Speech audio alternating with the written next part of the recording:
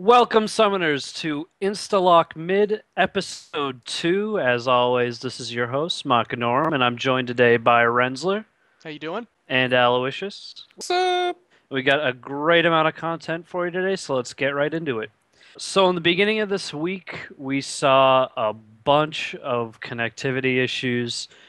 Same problems from last week, but now we're met by 2 hour login times. I know I had in the beginning of the week coming home from work and having to sit through a 2.5 hour queue. What did you guys do to get through this? I mean, we obviously all want to play the game and enjoy it, but with a 2 hour wait, Rensler, what were you doing with your time? Well, I had a 91-minute wait, so I promptly destroyed half of the contents of my office, then calmed down and played Diablo 3. Battled the login boss for a little while, and then was trying to get through Act 1 Hell without killing my monk. So I played Diablo during my time, but also had to Hulk out on some old keyboards. Well, there we go. And now I actually believe you guys have a Diablo 3 podcast coming out this week. I believe it's already released out on iTunes, and you guys are working on getting that going. So, how's that going for you? That cast went great. It was a really long recording time. We had extra material, so you'll have a segment next week that features character profiles because we had about 15 minutes of talking about that. Yes, we're on iTunes, we are on YouTube, and we're on the Severity Gaming website, so check us out. Voices of Sanctuary. There you go. And we'll throw in the show notes a link to the show. Aloysius, how about you? What were you doing this week? I was joined momentarily after you by the 2.5 hour wait of doom. I died a little on the inside every time that happens. But I actually found some love in Crisis 2 again. I don't play it that much, but it's been nice to kind of get back into it, play a few rounds. I think I even read a book for the first time in God knows how long. So, Who needs Well, let's books? see, Yeah, 2.5 probably. hours, that's enough time to finish the entire Crisis 2 campaign, isn't it? yeah, I'm halfway through it. I'm a big multiplayer fan. So, I ranked up quite a bit against all the level 50s already, so it was kind of nice. There you go. I was graced by the good people at Valve with a Dota 2 key. Bastard. And, well, there's just one thing that I can say about Dota, and that it sucks. I'm sure I'm gonna get a bunch of hate for that, but I don't enjoy Dota. It's a little bit too complicated. There's a lot of stuff going on, and I'm not just talking about denying. I'm talking about all the little add-ons you can add to your character, and how there's 3 billion stores hidden throughout the map, and it's just a little bit too much. The servers now are looking fantastic. The past couple days I've had instant logons. I'm still seeing some people with some connectivity issues in game, but overall, I mean, I think this issue is well on its way to being resolved permanently, which is great, until the next big thing happens.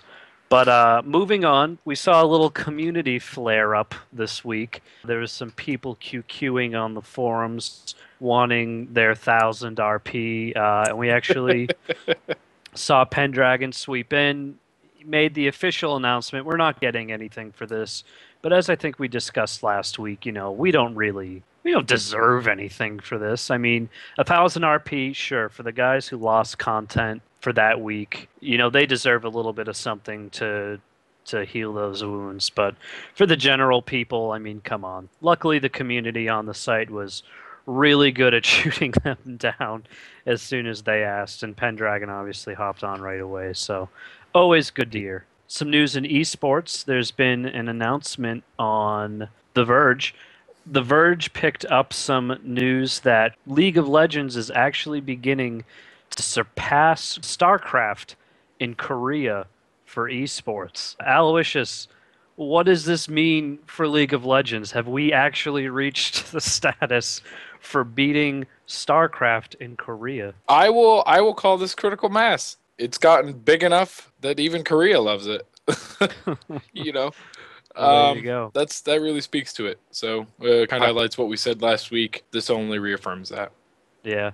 And I'm glad to see that the community gets highlighted in that way, and it's always good to see things grow. And obviously esports is going to be not just some sort of fad that passes on, and it's good to know that a good free-to-play game is really leading that charge. Other news in League of Legends this week. we have teasers for a new champion, the 100th champion to grace League of Legends. Goes by the name of Jace. Interesting champion. He's got a form switch. That's his mechanic. He's got two different ways, two different sets of abilities that you toggle with your R. He's got a melee, hammer mode, and a cannon mode that you can swap between. So I know you're still pretty new to the game, Rensler, but how do you feel a mechanic like this is really going to affect gameplay?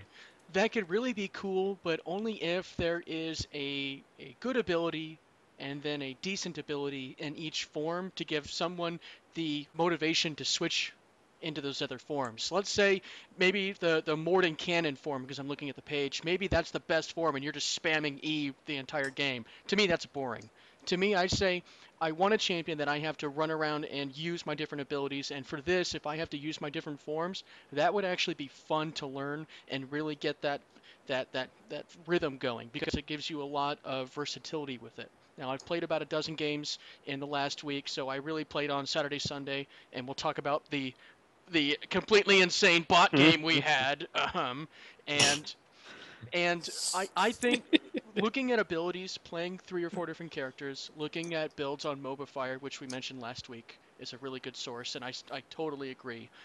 This could be really, really cool. I don't want to put hype on any of it because I don't know what the character's going to be like. I don't know at Right. all. So it's going to be fun to experience.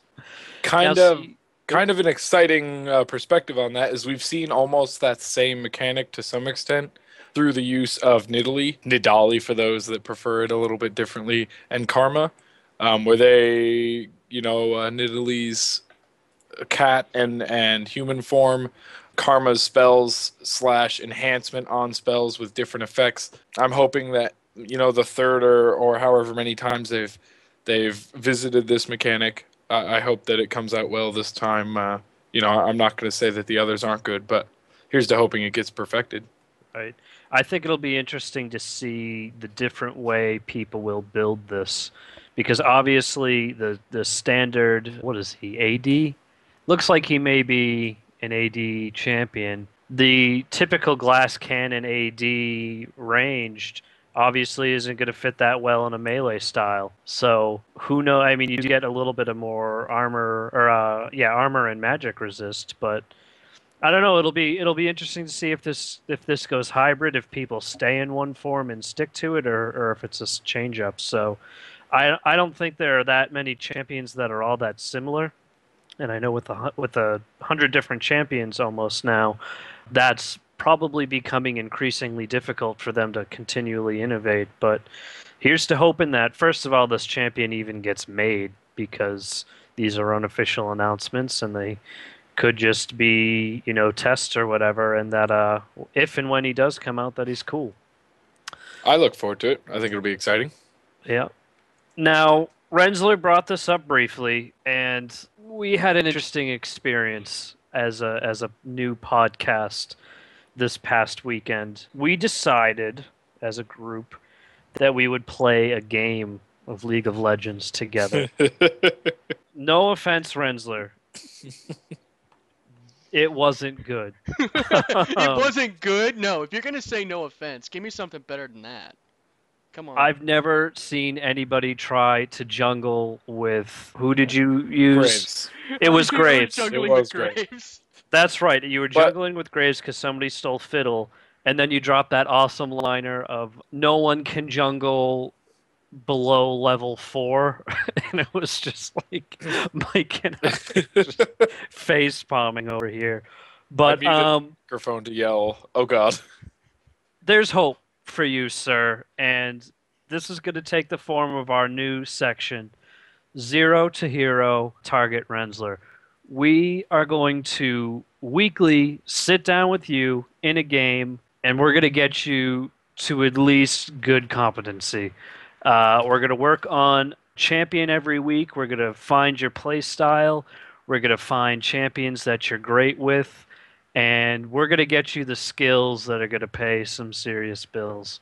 So, all you guys listening to the show today, look forward to hearing from some potentially terrible at the start games, and we'll watch Rensler grow as a little summoner into a big boy summoner. I'm So stoked. I can't wait. It's gonna be great. yeah, we're gonna get some streams rolling for that, and we'll have some game commentary going. So while we finalize the details with that, it should definitely be interesting. Now that's gonna segue us into our next section. We're gonna start talking about champions and champion builds. And we thought it appropriate for this week that we'd begin the help with Rensler. So, Aloysius, take away Rensler's champion for this week, who he'll be playing, and how he'll be playing Hit.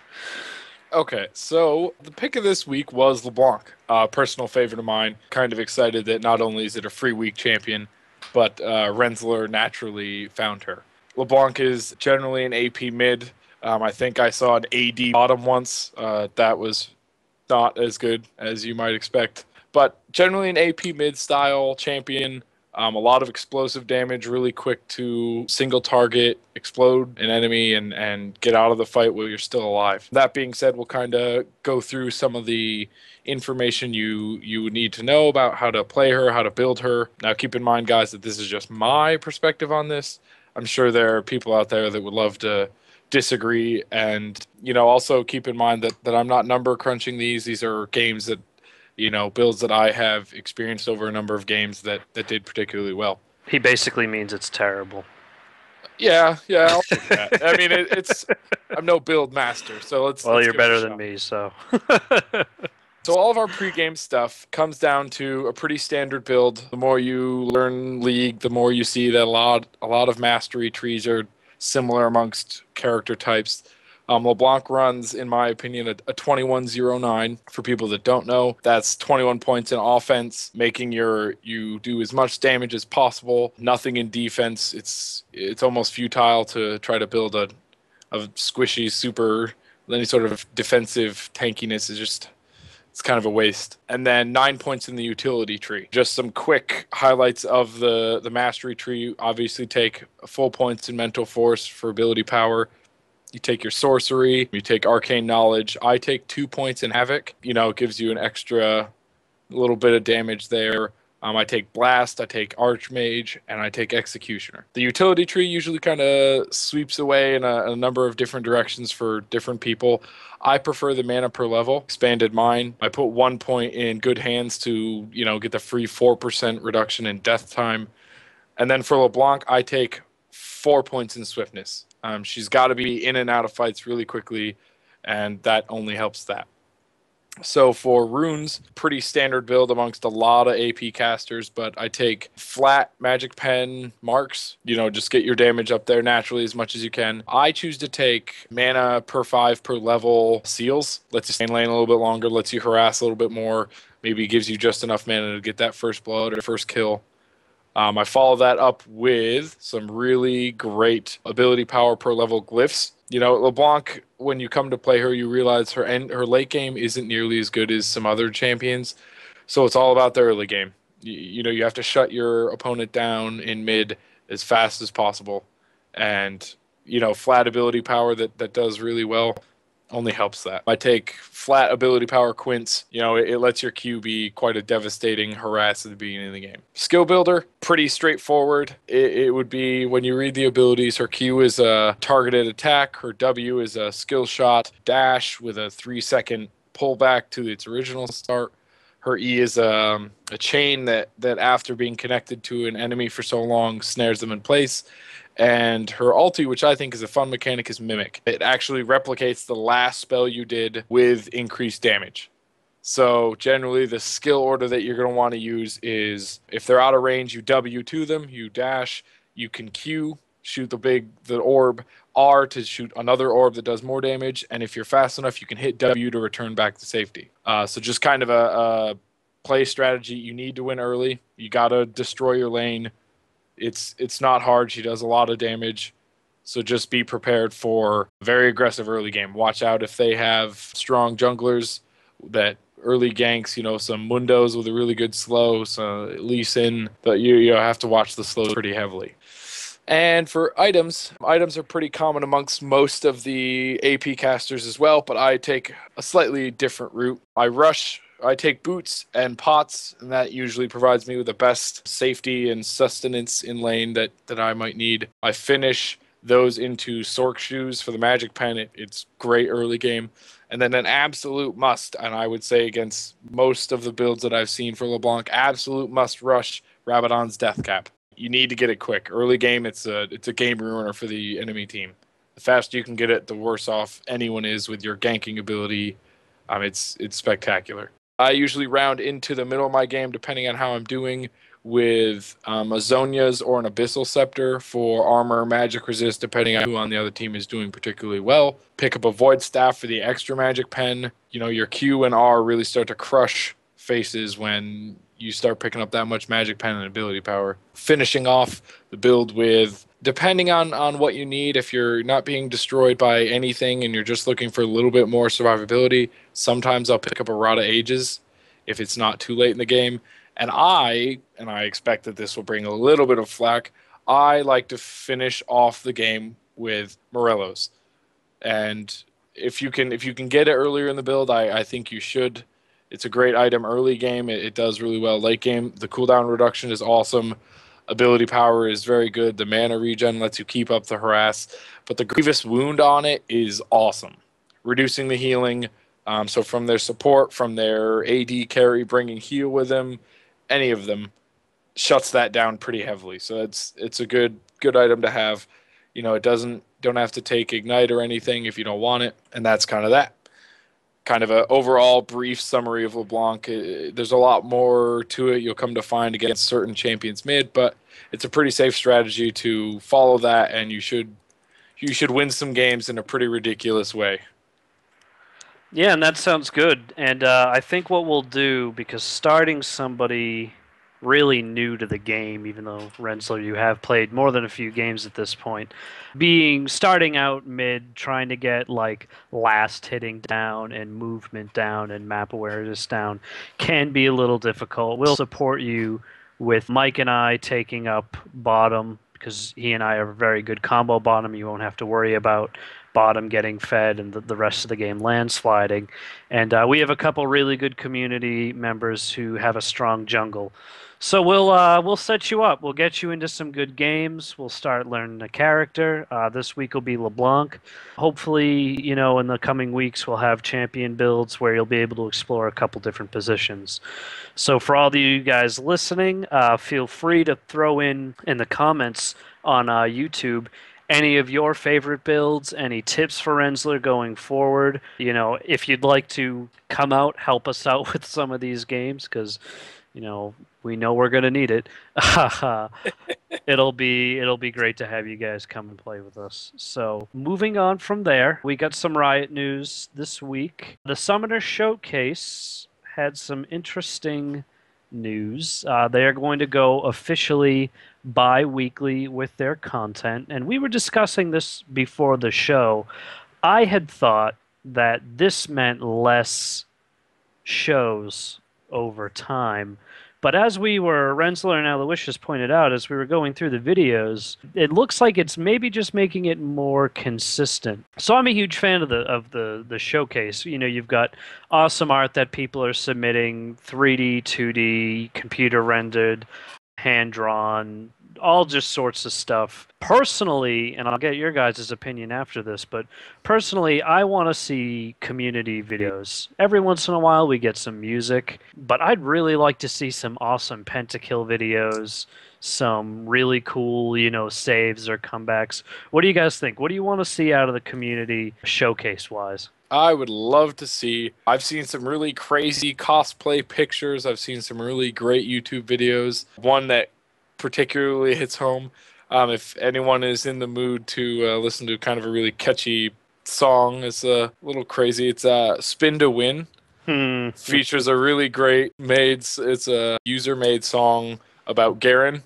So it's hilarious. I laugh every time I listen. Yeah, and that got so popular, I think, too, that at PAX East at the Riot booth, they had a little game called Spin to Win. It Mhm. was Garen, and you spun his sword, and you could win a whole bunch of stuff. But then again, You you also had to wait about 2 hours. So maybe that was just a thing. Wait 2 hours in line for something from Riot. That was that's the just a goal. theme they were going for. It's currently at 900,000 views. Wow. That's awesome. There you go. More power to them. There you go. Rensler, how about you? What artwork have you seen that you've really liked, and anything you want to see going forward? Well, there was a really cool LeBlanc CG render on this last community spotlight. I didn't watch the entire thing all the way through, but I did see someone do some very nice HDR lighting on their take of a skin that just doesn't exist yet. They just custom skinned it, and it looked amazing. It's at about, I don't know, 4.5 minutes, 5 minutes into the latest community spotlight.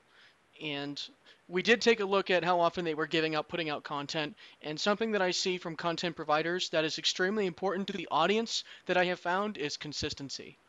And Mm-hmm. the fact that they're Absolutely. announcing we're going to do it every 2 weeks, because maybe sometimes, yeah, they were able to shoot stuff early, they had lots of good ideas, and then they got the editing done quick. Okay, we can do an episode in a week. Perfect. Can we do that every week? I don't know. And you end up on day 6, you haven't even started editing, or you haven't done post, or you have to add in all these graphics and you just haven't done it yet. It's like, we'll push it out a week. Yep. And Yep. that can be really bad, because you've got that audience that's really hoping to have that stuff. You said it was going to be every week, and it's not. So they finally said, fine, give us 2 weeks. We know we can do it in that time. And Yep. if they don't, they'll at least put something out, which is why we put this podcast out every week. It's because, well, it takes about 4 or 5 days to get enough good content to fill the time, but to also have an intelligent discussion about it.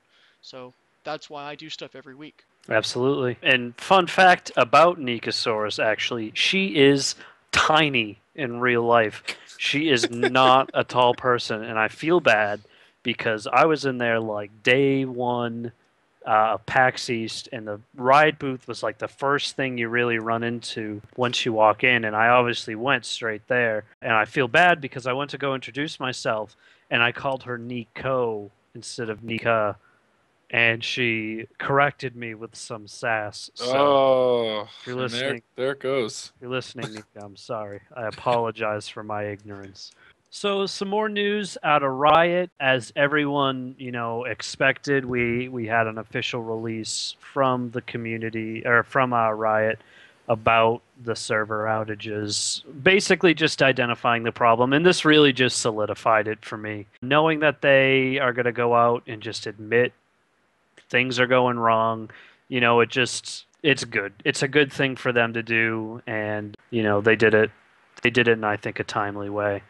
Moving on, speaking of the League of Legends community, we have our community spotlight for the week. This week, I pulled a blog that I've been getting a lot of my information from.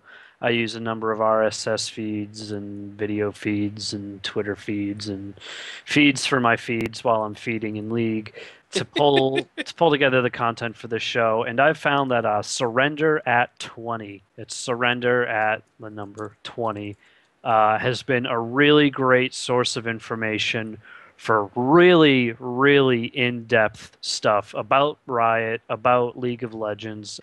Currently, they've got a really nice video of Jace and his abilities. He went crazy, I think it's the he, and pulled out some of the files from, I believe, a beta patch where it has potentially some new champions in there. They've got different names listed with some different abilities. So if you really like to get into the in-depth background of, what's going on in League and some of the very heavy stuff to do with this game, that is a great source of information. And the website is surrender at 20. That's the number 20 .blogspot.com. So go and check out the stuff that's posted there, posted pretty regularly, not necessarily on a schedule, but mostly just as stuff comes up. So I wanted to wrap up this week's episode with information about the contest we talked about last time. It took a little bit longer than expected to get the feeds set up for the show, to get it published. Rensler did a great job about getting the audio files ready on time, but turns out getting this thing straightened out with iTunes took longer than expected, and we got it up on YouTube as a backup failsafe to that. So it took a little bit of time for this to get viewed by the greater proportion of the people who we hope to be watching it. So we're actually going to go ahead and extend that contest by a week. For those of you who are first time listeners, we're having a contest. The goal is to win the quickest game. In order to enter, you need to submit a screenshot of a victory of a normal game. This is not a bot game or a ranked game, it's a normal game. And it needs to have two things in the screenshot. First of all, it has to have the game summary page where it says time the game was played, how long it took to win, all of the different, statistics. It's that screen that happens right after you click end game on the victory. And it needs to have a clock telling the true time. Now, we had some questions about why we needed the clock. Given that you can only surrender in 20 minutes, we're expecting that there may be some really good ties. The clock is to tell us who won the game chronologically first. So if I win a game at 20 and you win a game at 20, but you won yours in the beginning of the week, you're obviously going to win because you won it the quickest. So the prize for having the quickest game is currently set at Riot Nasus. It's a Riot Nasus skin. We have the code for you. It's pretty cool. If you don't have Nasus the champion, it's fine. They do give you the champion with the skin. So turn in your submissions at severitygaming.com. There's a forum post in the open forums. We'll have a link to that in the YouTube channel, and go ahead and enter. So that about wraps it up for this week's episode of Instalock Mid. Any closing notes from you guys? There are. The perfect one. This week, the highlight, everyone out there, try your best to last hit. So people that listen, if you guys want to leave comments on the YouTube channel or email those to us, or find us on League and add us as friends, highest CS. We're going to force Rensler here to learn how to only kill minions by last hitting. And make sure to blow your load all at once, just like Leblanc. Well, there you go. Rensler, anything from you? Yes, I want to comment real quickly on how big League is getting in StarCraft. So I got a couple numbers for you. They're in Season 2 of League of Legends right now. They had 3.9 million people watching the last tournament that they did. And to get ready for this, a $5 million prize pool. Jesus. $5 million. Effing. And that's for the entire Christ. season. But the team that wins that, the grand champion team for that season, that's going to be held in Los Angeles here in September, October, $2 million. Boom. A $2 million check. That's legit. I'm going to go back in time when time travel is possible. And when my mom says, quit playing video games and go outside like a normal person, I'm going to say, no, Mom, because in 2012, I can win millions of dollars playing League of Legends. So I'm going to start playing Tetris now so that my finger skills are prepared for League of Legends, which apparently that's my tip of the week. A really good League of Legends podcast, if you're getting tired of ours. Low ELO dropped this hint this week. Play Tetris. It'll help your reaction skills. It'll help your typing skills. It's a great way to get those fingers ready for League of Legends and any other sexual endeavors you may experience, or lack of experience because you're playing League of Legends too much. Yeah. Tetris works for dexterity and Donkey Kong works for timing. And you go. I have two more numbers. Right now, the last season had 4.4 million adult viewers, which means 18 plus viewers that they had for the tournament, which is more than the NBA playoffs and for the actual final match, there were 3.9 million viewers watching the final match the entire time. Guess what? That's more than Major League Baseball in the U.S. Well, Boom. I can understand the NBA, us beating the NBA, because now that we got Darius, we got all the Oh slam no. dunks that you will ever need. Darius dunks, amazing. I love it. I love watching him get on a killing spree. So thanks for watching, guys. Love to hear back from you. Always leave us comments in the comments section of YouTube. You can send us an email. You can send me personally an email at motgnarum. That's MOTGNAROM at severitygaming.com. You can leave us stuff on the forums. And just, yeah, we're always looking for feedback. And we will see you around this time next week. May your backups never be needed. Peace.